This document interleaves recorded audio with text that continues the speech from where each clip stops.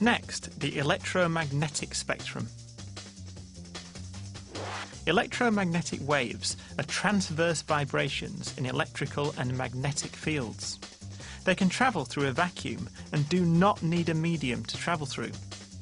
Electromagnetic waves all travel at the speed of light and exist over a great range of wavelengths called the electromagnetic spectrum.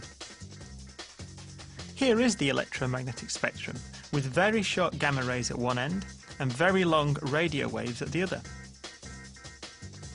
Visible light is only a small portion in the middle. During the next clip, make a note of the different parts of the electromagnetic spectrum and what they're used for. The only part of the spectrum we can see is called light. But how does this sun light reach Earth? Well, light is made of waves. These waves travel incredibly fast, taking only 8 minutes to travel the 135 million kilometers from the sun. They travel in straight lines, and we sense them here by entering our eyes. The colour of sunlight isn't really white, but made up of a whole range of colours.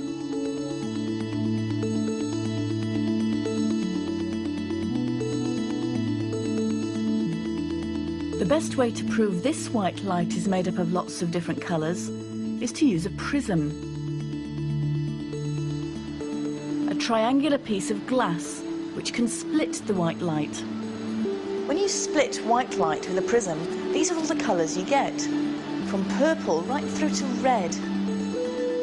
But what makes these colours, known as the spectrum of colours, different from each other when they've all come from the same white light? Well, the answer is in how the coloured light waves move.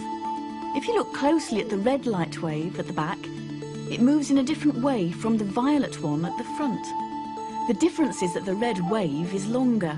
It has a longer wavelength. The violet one has a shorter wavelength. And that's what makes all these colours different from each other. Their wavelengths. Our eyes can see all these colours. But are there any outside this range we can't see? In fact, there are. Beyond the colour violet, there's a whole world just as colourful. Although our eyes can't see it, there are other eyes that can. If you were a bee, you'd see a different range of colours. Bees can see ultraviolet light waves.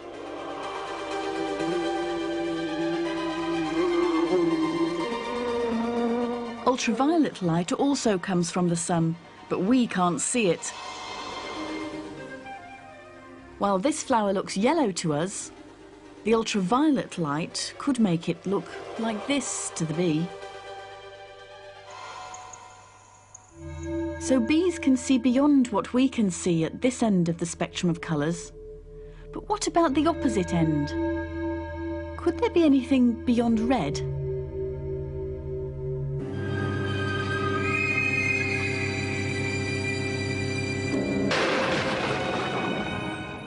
In here I could hardly see a thing because my eyes couldn't pick up any visible light. The only way to see me clearly here is to use infrared waves, a part of the spectrum beyond red. In fact, security cameras can see me clearly. They're using infrared, a part of the spectrum my eyes can't see, but there's a camera sensitive to infrared that can see me. Cameras that can detect infrared waves are more and more common these days.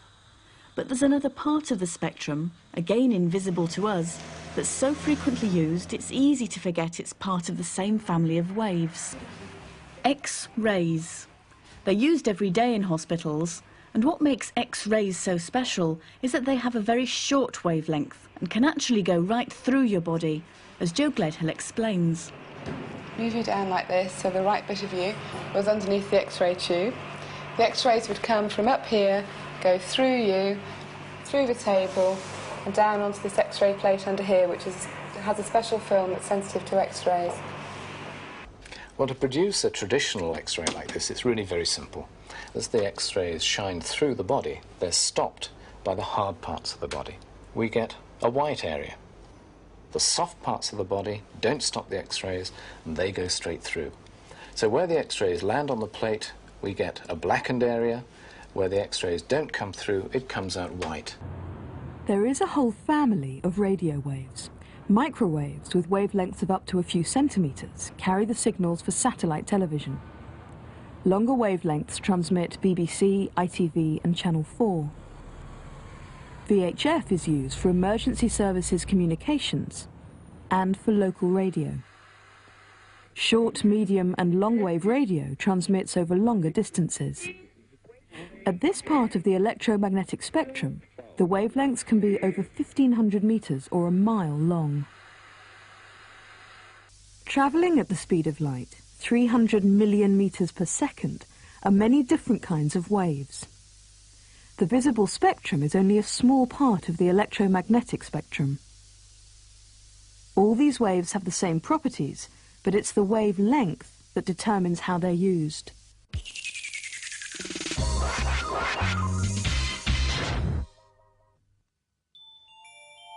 Name 5 different types of electromagnetic radiation.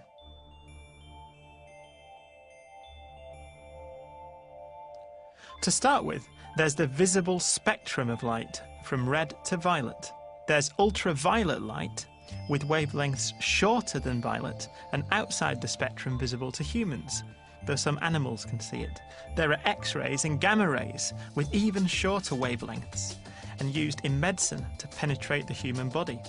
In the other direction, there's infrared, with wavelengths longer than the visible red, and used in security cameras and TV remote controls. Finally, there's a range of longer and longer TV and radio waves.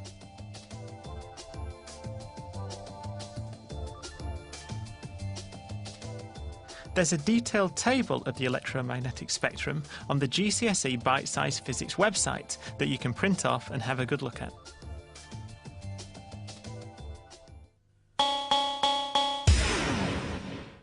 That's the end of the electromagnetic spectrum.